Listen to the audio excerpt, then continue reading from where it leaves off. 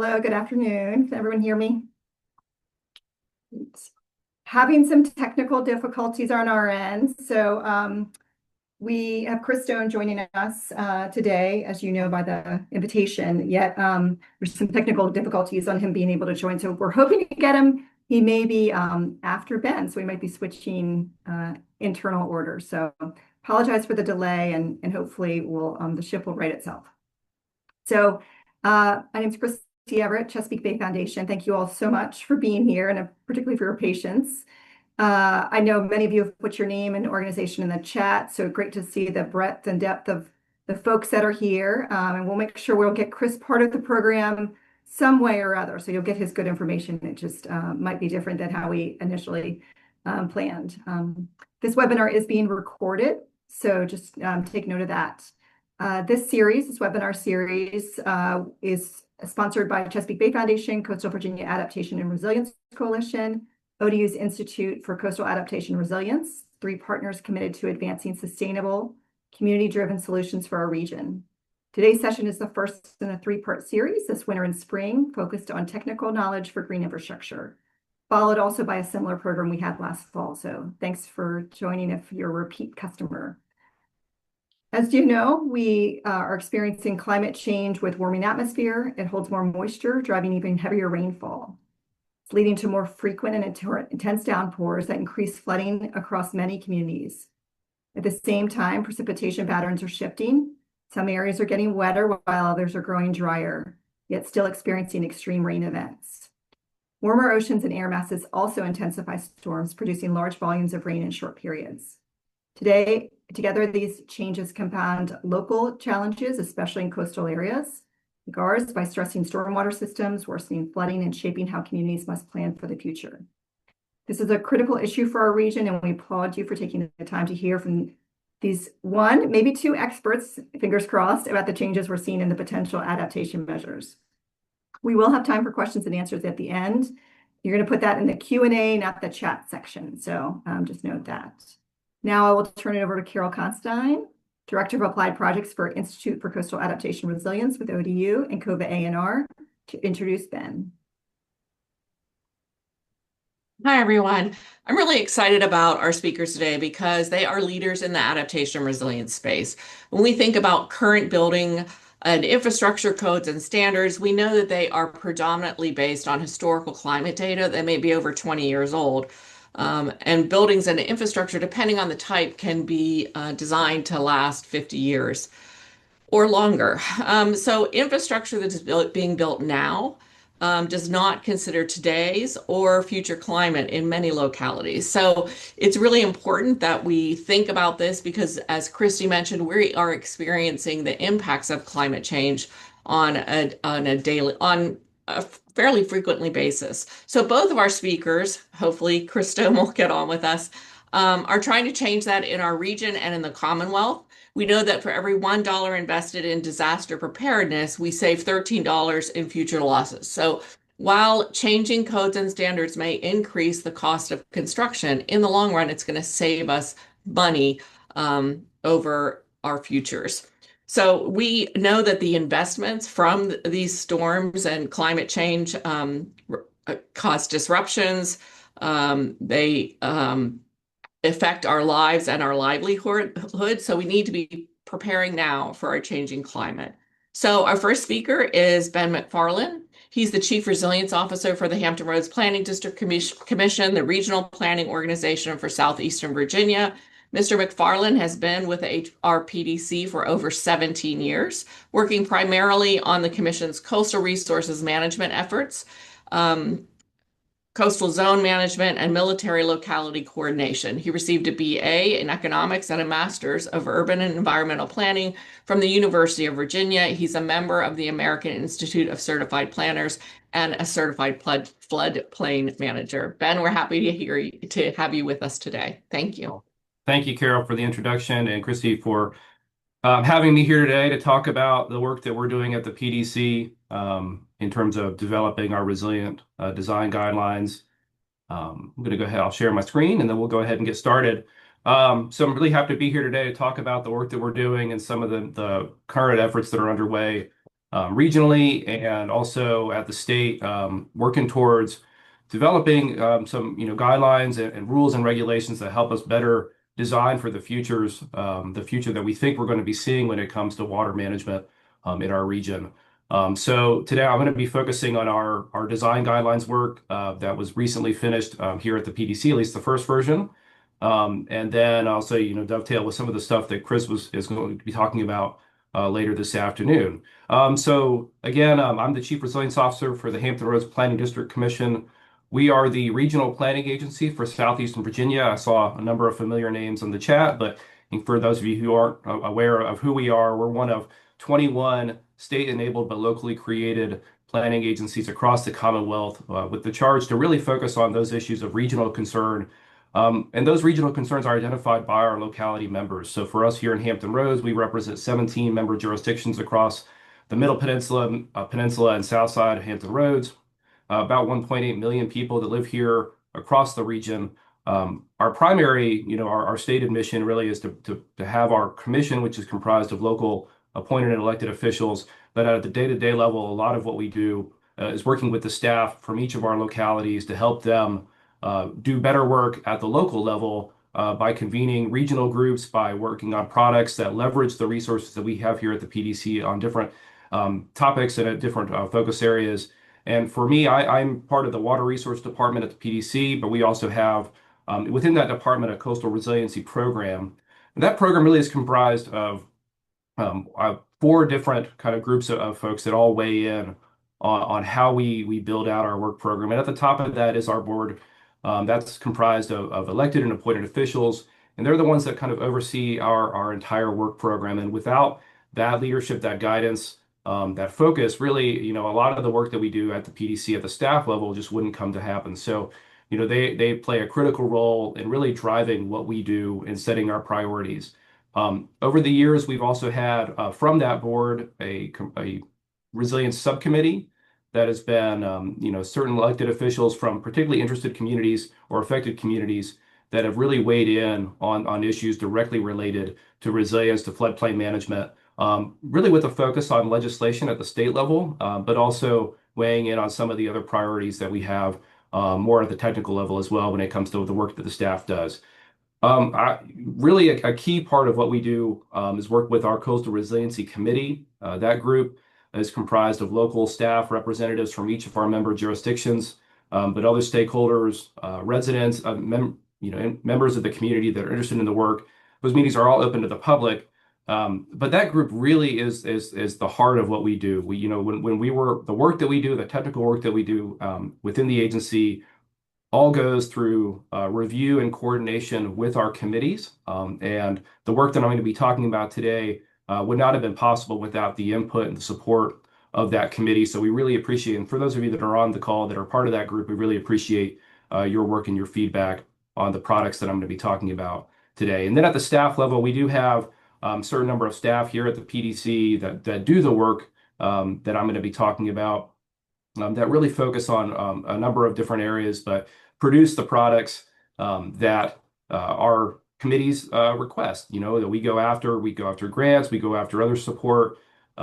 We have some funding that's available to the staff to do this kind of work. And really that's kind of the nut of what we're talking about here today is the work that the staff does in partnership with our Coastal Resiliency Committee. If you haven't met us before, this is our program. We have 3 of us here. Whitney Catchmark is the principal water resources engineer for the PDC. She heads the water resources department and also provides oversight for the coastal resilience program. I'm the CRO, and then we also have Emma Corbett, who's our resilience planner here on the staff. And so all the work that you see that I'm going to be talking about today at the staff level, this is the team that's doing it.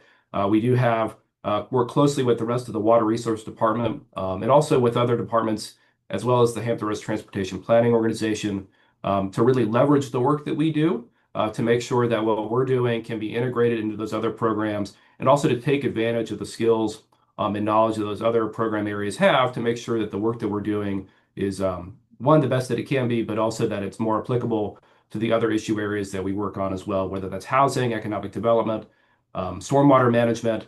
We do work on a whole range of issues here at the PDC, and so we try to tie all those programs together when we can. For the work that we do at the policy level, which I'm going to be talking about today, we work on developing recommendations for our localities to consider developing on their own. As a PDC, we aren't charged with enforcing new regulations and policies, but we do offer that advice to our communities, and then they're able to kind of take the ball and run with it. We also do coordinate various efforts between local, state, and federal partners and other interested parties across the region.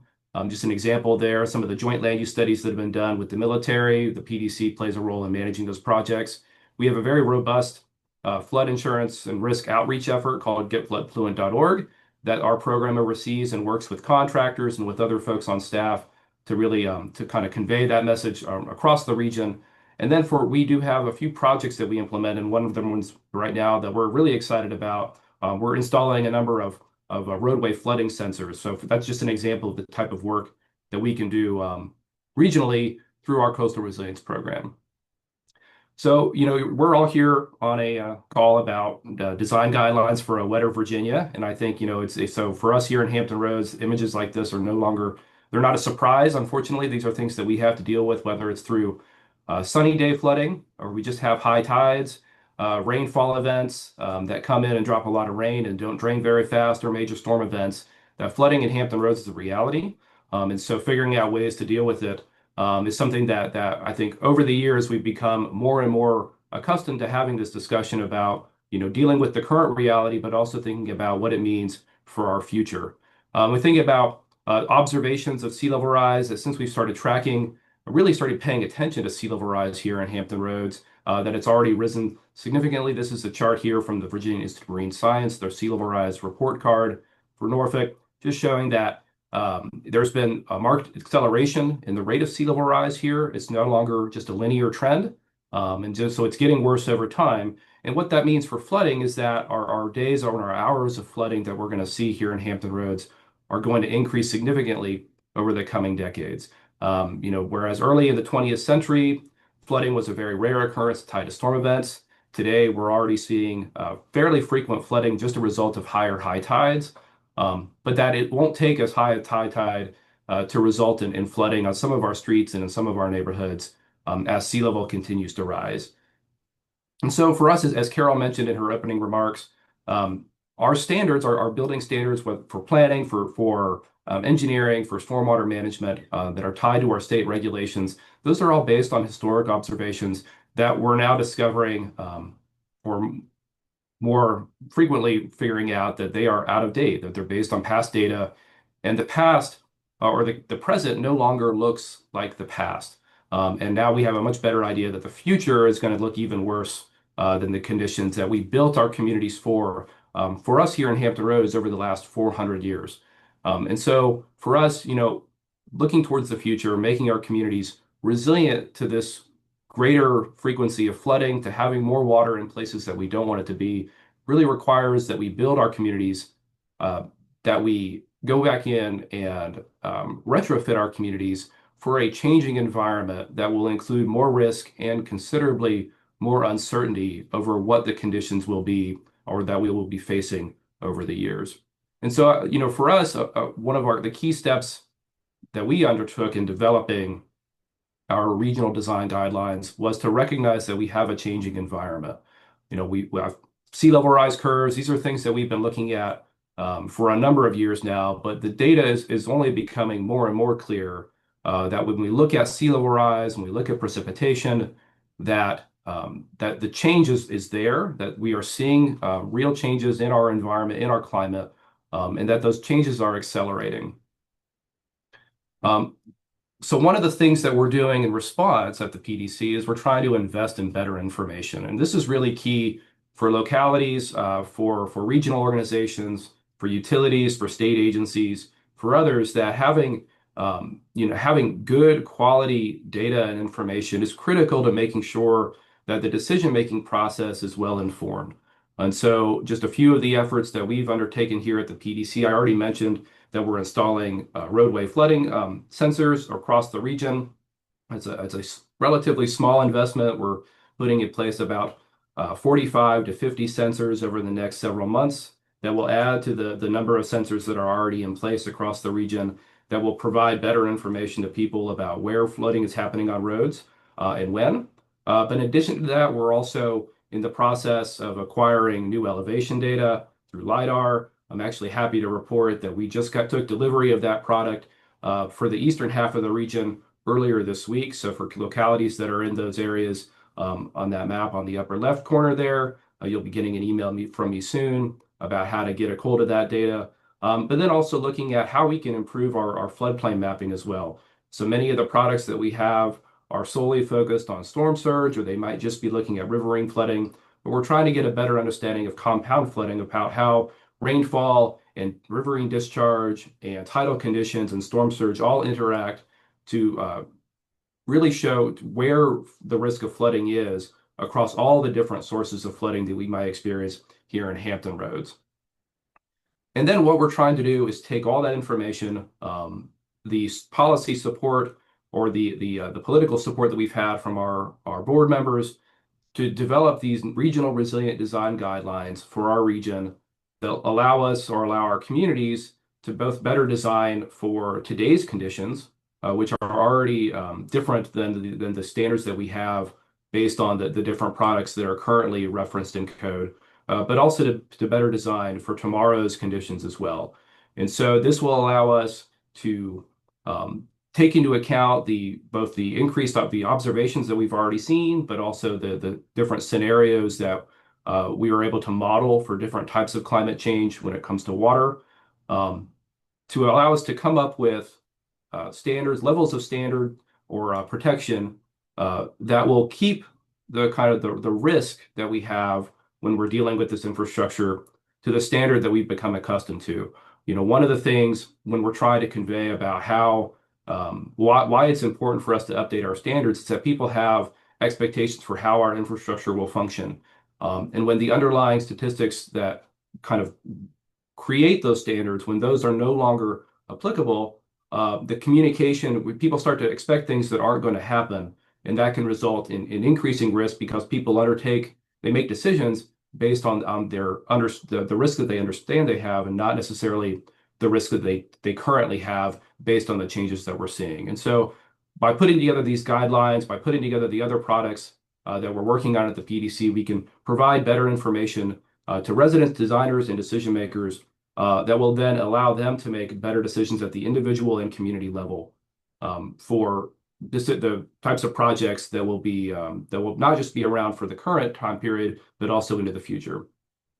Our guidelines, they consist of 3 different kind of sections here. One, we try to document up to as close we can to the present observations of sea level trends and historic rainfall patterns, collecting data from NOAA tide gauges and also rain gauges throughout the region. So these are regional observations.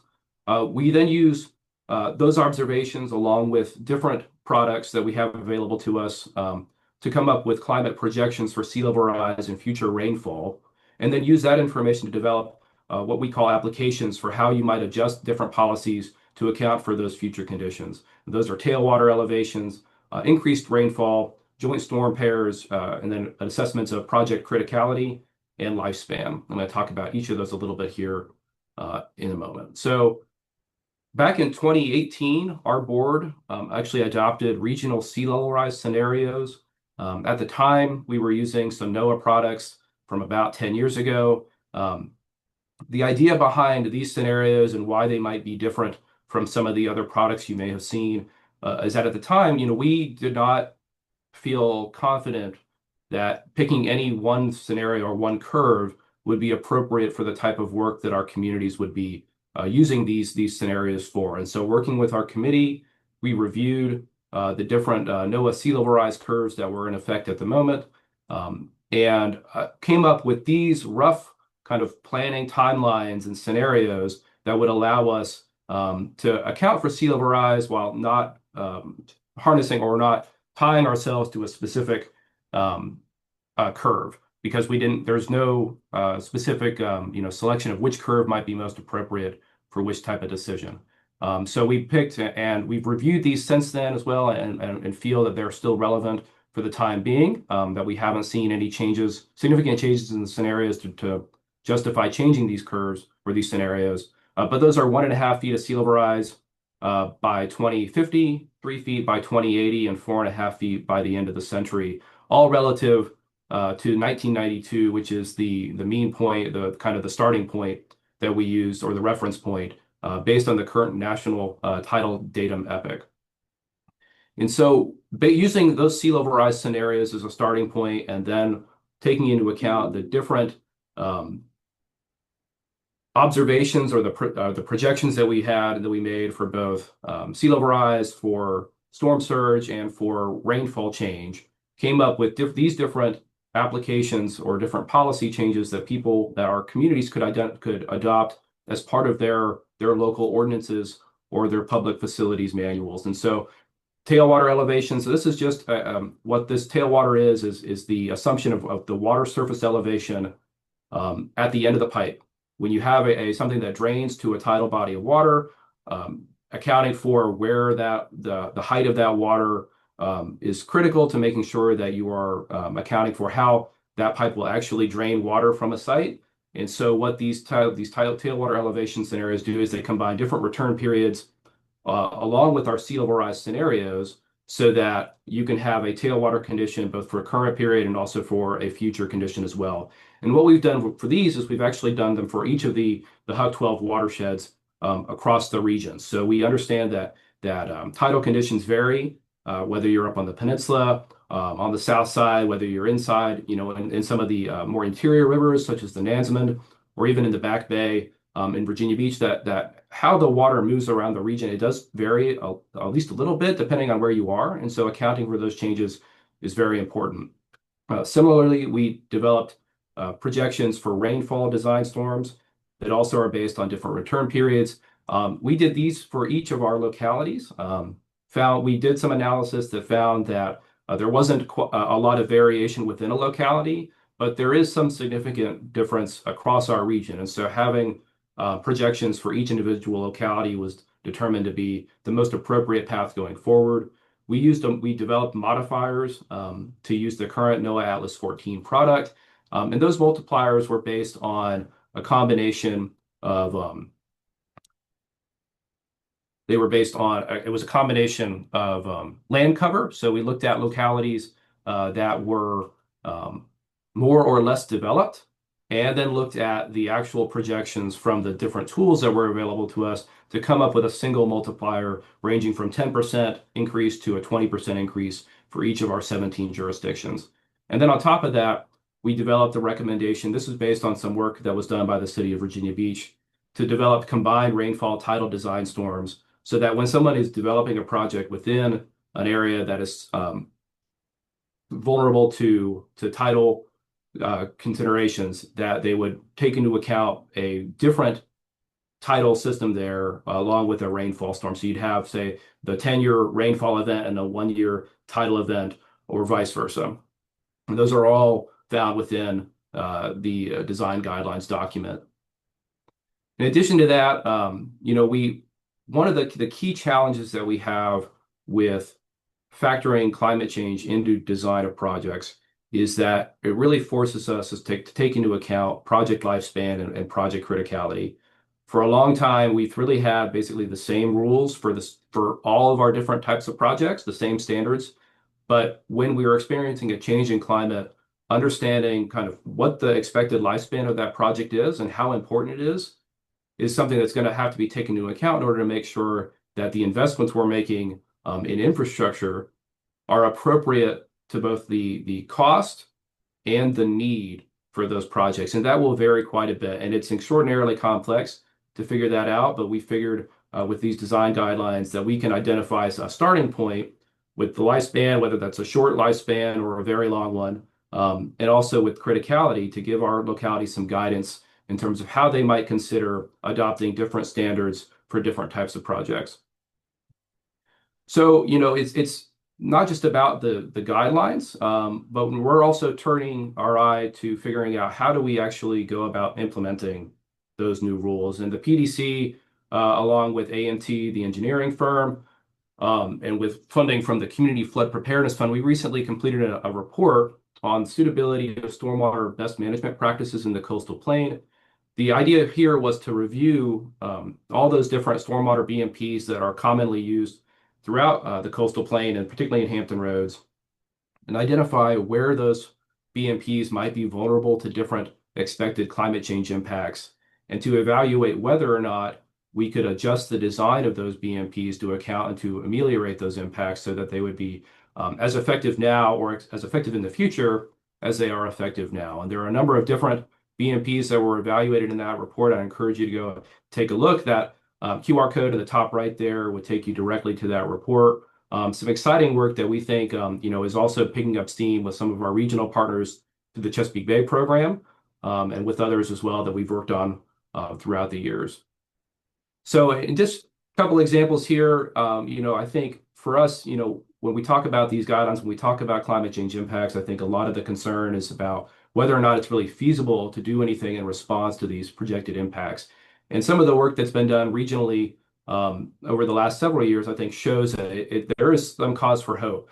One of the things that we've done with our building here, we received some funding from the Department of Environmental Quality to retrofit our main parking lot. If you've been to our building in the last year, you've seen the results of that work. Not the most exciting picture in the bottom right there in terms of the vegetation. It's much more grown out now. But we were able to take advantage of that funding to really implement a number of different practices on our site on a very small scale to produce some pretty significant impacts when it comes to water quality management and water quality protection. And just from our personal observations here at the PDC, that it's stunning to see just how effective these practices can be to actually manage rainfall on a site. And just a number of different practices there listed on the left.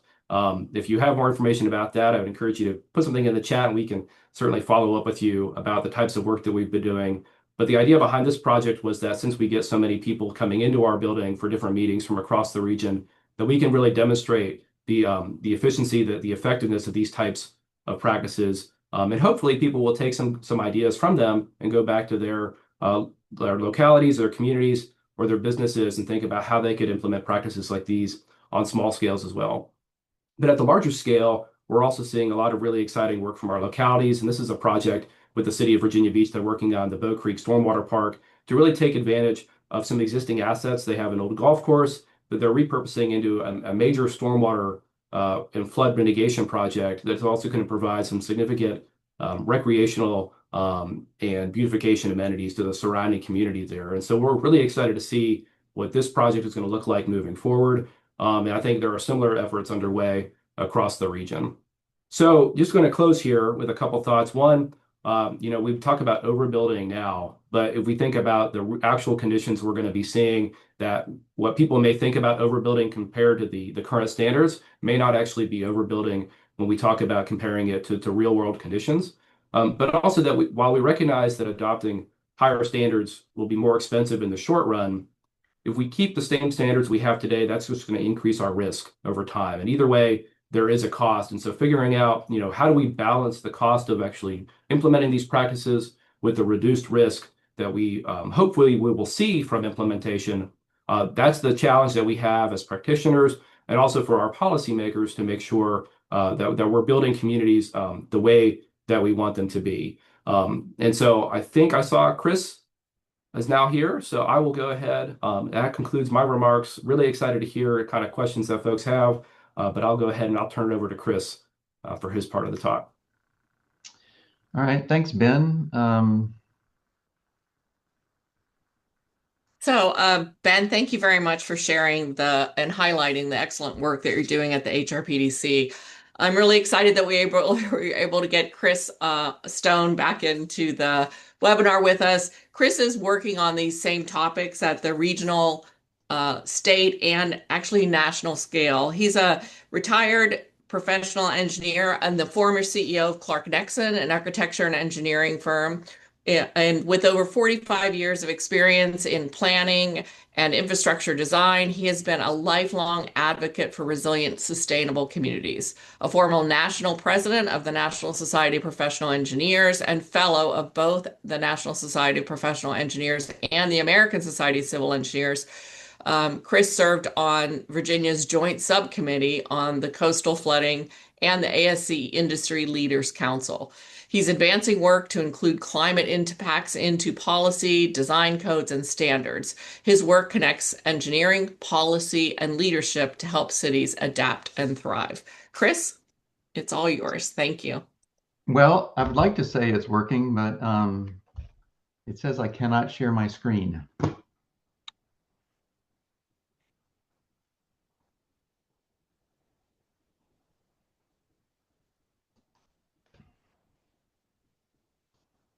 We've got some real technical challenges today.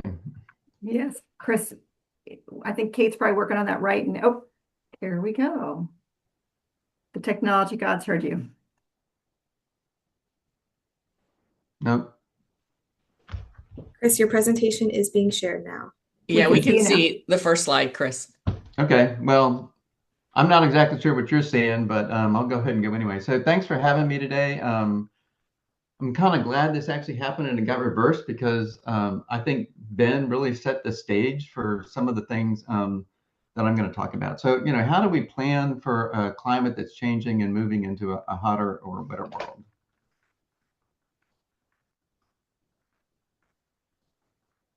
Okay, so one of the things that I want to talk about is shocks and stressors. So as engineers, a lot of times we design things based upon instantaneous shocks to a system.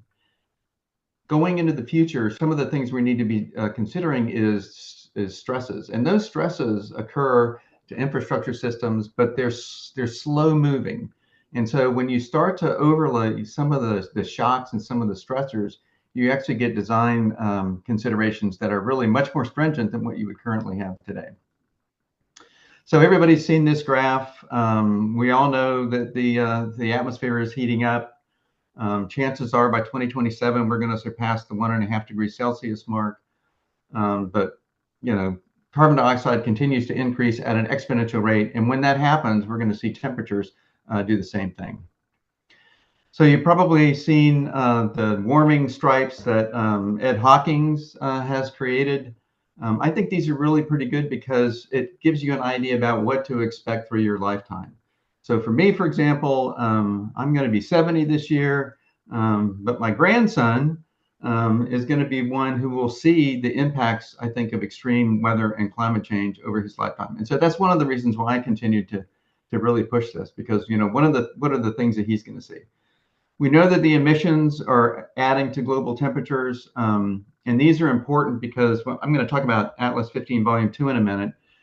What Atlas 15 Volume 2 looked at was the representative concentration pathways for 4.5 and 8.5. And those are the two brackets that they use when looking at extreme rainfall events. But, you know, it's going to continue to increase, and we need to prepare for it now. So this was taken from the fifth assessment report. And a lot of times engineers look at this and they get stuck with, you know, well, what curve should I be using? What data point, you know, and we like to see things that are very definitive. Well, the way that I try to explain it is, don't think of it as a point on a curve, but think of it as a risk tolerance zone. So if you're doing an engineering design and you're doing something that's going to last for 100 years in terms of a piece of infrastructure, you need to really look at what the breadth of temperature range is going to be over that 100-year lifespan. So we all know that temperatures are increasing. There's going to be probably a great chance that we're going to exceed the 1.5 degrees Celsius either this year or next year. The next 5 years are going to be the warmest on record because the last 4 were. The 5-year average is expected to be the warmest period that we've ever recorded. And if you follow the El Nino, La Nina, we're going into a strong El Nino, which means that we're going to have warmer temperatures with climate change, but we're also going to have natural cycles that are going to boost those temperatures, especially in the western part. So one of the things that NOAA's doing is, just like they looked at rainfall, they're starting to look at heat predictions now. And within the next couple of years, it's probably going to take at least 5 years. They will have a document out that will be just like Atlas 15 Volume 2 that will look at non-stationarity for heat. And so look for that to be upcoming. Precipitation is another thing that we worry about. You know, Ben did a pretty good job of explaining why things are getting wetter. I mean, the atmosphere is getting warmer, retains more moisture, and we get these rain bombs. So some of the models are suggesting that, we're going to see anywhere between a 16 and 24% increase in heavy precipitation by 2100. Ben did a really good job of talking about sea level rise. Again, these are one of the things that are impacted by whatever RCP you're looking at. But one of the things that we're concerned with is compound flooding. It's a very difficult thing to do, to look at combinations of sea level rise and also heavy precipitation. But that's what some of our design codes are doing now. And this just gives you an idea of, what would happen if you consider sea level rise and heavy rainfall. It's really going to make a big difference in terms of how you set your finished floor elevations. So one of the things I did want to bring up that I actually heard last week is that the tidal epoch, the tidal gauges in Hampton roads, the last time that it was updated was around 2001, and it's off by about a half a foot. NOAA's looking at updating this, but it's not going to come out until 2029. So if you're designing a living shoreline, you need to make sure to look at that, because if your living shoreline is actually below the mean high water line, chances are whatever plants you put in there may not survive if you get if you're using the current tide data to set that toe foundation. So based on all this, the American Society of Civil Engineers, we came up with a policy on climate change, and it asked the practicing engineers to work with the American Society of Civil Engineers to come up with design standards that took into account climate change, and that's what we're doing right now. And all of these design standards are going to take into account stationarity and non-stationarity. Non-stationarity being the future conditions, and that's what NOAA's looking at right now. This is actually a picture of me shoveling out from the winter storm 3 weeks ago. So ASCE, they're working on a new chapter with ASCE 728. It's called Chapter 36, and it is going to look at future conditions. Now, the issue with this chapter is that it is non-mandatory. We are hoping within the next maybe decade that it will become mandatory, but right now everybody felt like there's too much uncertainty with the climate data to make it mandatory. So it's just a guideline, and it's to let engineers know that you can't just use traditional loads. You've got to look at what the future loading condition is going to be. We're modifying all the loads. It's not only flooding, but it's wind, snow, rain. And also we're looking at working with NOAA, and we've been doing that for the last couple of years. We've signed a memorandum of understanding, and we're going to integrate the latest NOAA data into ASCE 728. So a little bit about Atlas 14, 15, volumes 1 and 2. NOAA's currently working on it. The timeline is that it will come out towards the end of this year for the continental United States, the end of next year for the areas outside the continental United States. But what it's going to do is it's going to look at volume 1 as being a snapshot in time, but it's also going to be looking at still historical data, but it will replace Atlas 14. Atlas 15 volume 2, it's going to be a model based on estimates for the future, and what it's going to do is it's going to let you apply an adjustment factor for what you get out of volume 1. So let's look at an example. Let's say you're designing a municipal building, service life, risk category, and Ben talked a lot about risk categories because future codes are going to deal a lot with risk. But if you look at, for example, in this particular case, Atlas 14 gave us a rainfall amount of 3.5 inches per hour. Now, if I look at the Atlas 15 volume 1, it may nudge that 100-year 1 hour intensity up from 3.5 to 3.8 inches. So if you look at Atlas 15 volume 2, what it's going to do is it's going to use downscaled information, and it's going to modify those. And so a moderate scenario would increase it by 10%, a higher scenario would increase it by 25%. So your future event, when you multiply that out, could be like 4.2 inches for a moderate future check, and it could be 4.75 inches for a higher future check. So the thing you have to ask yourself is, does the is my structure good for the 3.8 inches per hour, or is it more prudent to design it for 4.75 inches per hour? And those are the kinds of things that you're going to have to take into consideration.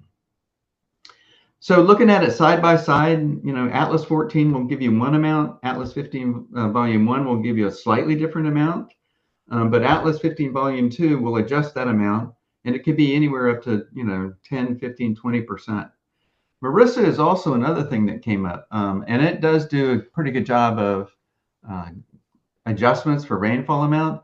It's very close to Atlas 15 Volume 2, but there are different techniques that they use, and so I would recommend that you consult both.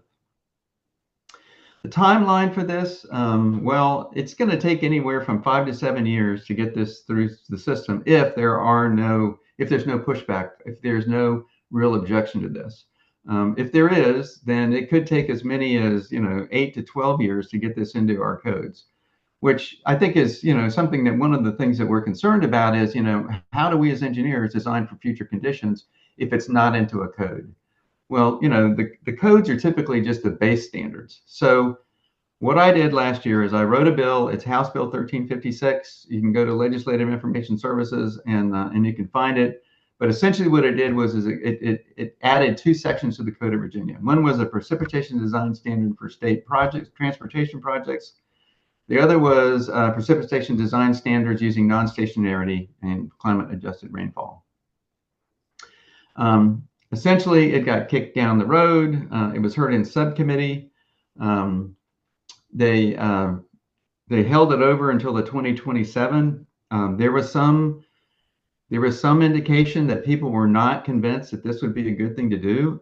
They wanted to wait until Atlas 15 Volume 1 came out. My take on this is that even if Atlas comes out, it's not going to be adopted by the state until the next cycle, unless we can do something within the Code of Virginia. So this bill is pretty simple. Basically what it said was until Atlas 15 Volumes 1 and 2 are adopted by the state, that we should use a 20% increase in Atlas 14 to design our infrastructure, because there's no point in designing a piece of infrastructure for data that's over a decade old. This would come under the purview of the State Water Control Board. So with that, I had to do that quickly, but the one thing that I will leave you with is that we need policy in order to get practice into effect. And without policy, really nothing happens. And so I encourage you, as we go forward with the General Assembly for the rest of this year and for next year, to talk to your elected officials, talk to them how important this is, and try to get something done for next year. Thank you. Thank you, Chris, and thanks for being flexible with all the technology issues. And I really like how you were able to work after Ben's talk. So despite having some anxiety there, I think everything worked out. So again, appreciate you. Both presentations were fantastic. In the Q&A section, please include some questions. We do have time for questions, and these two are experts. So let's ask some questions.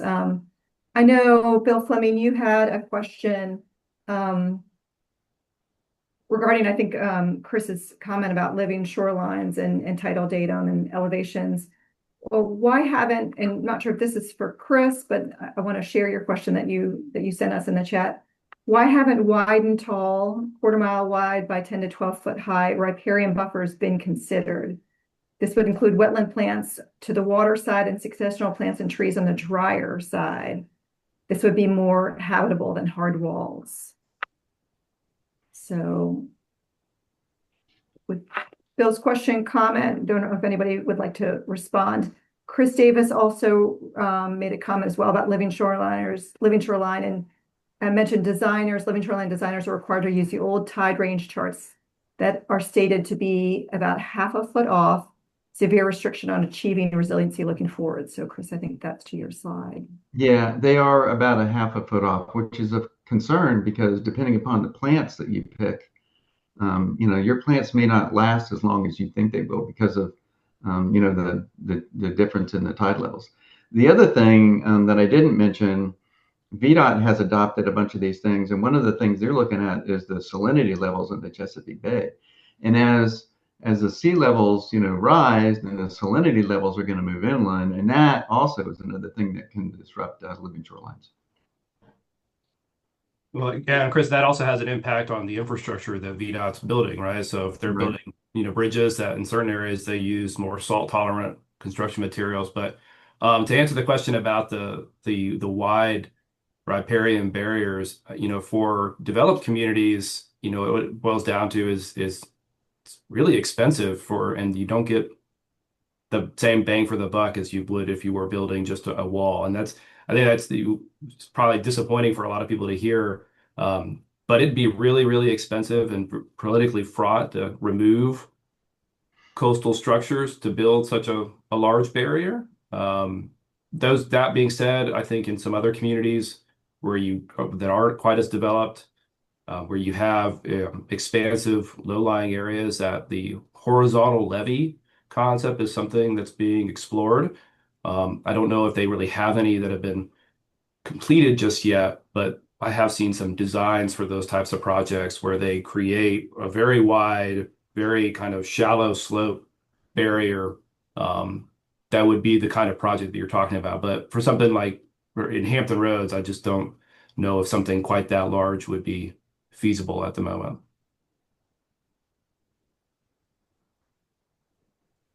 All that too, just if people need another minute to think of a question, include it in the Q&A. It looks like some might be coming in. Ben, your slide about the HRPD parking lot will be part of a presentation next month, next webinar. So this is a little bit of a commercial break. March 31st, we'll be doing the second Teaser. of the series. Yes. Jill Sunderland, who I believe is on as an attendee today, will be presenting, and we'll hear some policy perspectives as well on parking. So we'll put that information in the chat, but wanted to speak to that slide. And let's see. Someone asked about addressing time of concentration as the real measure of precipitation as a more predictive indicator of impacts. Not sure who wants to tackle that one first, if both of you. Well, NOAA is looking at accounting for that in Atlas 15 Volume 2. And some of the downscaled effects really are going to be critical because we are getting rain bombs. And so you have to look at both of them. It's a really, really hard thing to model for NOAA, but it will be included in the Atlas 15 Volume 2. Yeah, I would just add, I think that a lot of the standards that we have that are currently in code, they've gone relatively unquestioned, I think, for a long time. And so now that we know that we have a more of a non-stationary situation, that going back and assessing what is the appropriate standard to use for which types of infrastructure, which types of decisions, I think it's ripe for discussion. And I think the work that ASCE is doing on this is critical. The tools that NOAA is developing are absolutely necessary for that. But it is a complex discussion. It's a lot of moving parts, and figuring out what's feasible, what's doable, what's necessary, or what is the best kind of way to make those kinds of decisions. It's no longer as simple as it used to be. Not that it was ever really simple at all, but it's even more complicated now. That's the planner's perspective. I'm not an engineer. Oh, you're exactly right.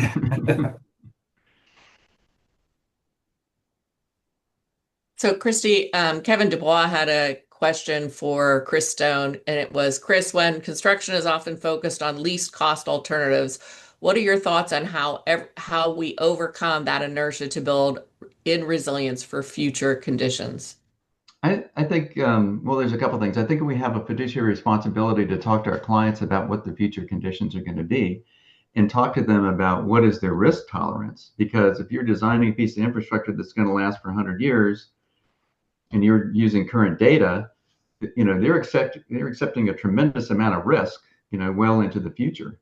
That you as a designer may not see, but certainly there's going to be people around that are using that infrastructure that they're going to see. Engineers right now are really struggling because, when you become licensed, you take an oath to basically protect the health, safety, and welfare of the public. And we have an ethical responsibility to the public. And so if we know that the climate is changing and we're not using the latest scientific data, are we not violating our ethical responsibility? And there's a lot of conversations that are going on about that right now. So talk to your client and find out what their level of risk is. And if you are a client, talk to your designer about what your level of risk is. Right. We had another question. Do you have any recommendations for bringing this up at municipal levels for new projects and helping to engage with stakeholders who aren't architects, such as elected officials? Boy, I wish I had the silver bullet. Maybe Ben does. But I do find that, when I was presenting this bill to the subcommittee, I I had to really think hard because, for example, I was talking about Atlas 14, Atlas 15. Nobody knew what I was talking about. I had to tell them what that was before I could even describe what we were trying to get into the code. So I think you have to really be careful when you're talking to elected officials. You can't talk to them like you're a planner or an engineer. You have to talk to them like they're a lay person that really doesn't know anything about this subject whatsoever. And that's how I approach it. Yeah, I'll just add to that we briefed our commission on our efforts several times over the last couple of years to keep them up to date on the kinds of policies that we were going to be recommending. They did end up, passing a resolution encouraging all the localities to consider those recommendations. And we have, so Virginia Beach has already adopted, and they had already adopted some of those kind of climate adjusted factors prior to our regional work. But that Newport News just adopted them as part of their public facilities manual updates late last year. And so several other localities are considering it. But I think, to Chris's point, I think the technical stuff is important, and that's really important for practitioners and for folks at the agencies that are working on developing the regulations. But the rationale behind them is relatively simple, right? We're seeing more flooding more frequently and in areas that didn't flood before, and this is part of the solution set to address that flooding so that we can go back in and try to ensure that it doesn't happen so frequently in the future. Now, whether that sways folks to make decisions that will increase the cost of projects, I think, again, that gets to the point where you have to balance cost and effectiveness. But the cost of retrofitting something in the future is so much more expensive than trying to do something today that will look at future climate conditions. Yeah, the retrofit cost can be 4, 5, 10 times higher. Well, I am just thrilled to have had both Chris Stone and Ben McFarlane here today. You guys were wonderful, great presentations. We're very appreciative. Christy, do you want to close us out? I have one more thing. For everybody that's out there, you need to send in a contribution, and you can get one of these magnificent, stickers that you can put on your car. But I'm a big supporter of the Chesapeake Bay Foundation, so thanks for doing this. Chris, I'll mail you a check later. Just kidding. Anyway, I would even be willing to, if people would make a contribution to the Chesapeake Bay Foundation, I will match them up to $1,000. Ooh, wow. Chris, So this is being recorded, right? You got to email me and tell me what you gave, and at the end of next week, I will match it up to $1,000. Well, this webinar is ending much better than how it started. So I don't even know what to say. I don't know how to stop there. Excellent presentations. Thank you all. Thanks for putting up with technology. We will send out the presentations in this recording, and just really appreciate everyone being here, learning about this really important topic, taking advantage of these incredible experts, and Cove A&R for being part of this partnership. So thank you all, and see you next month. bye, everyone. Bye.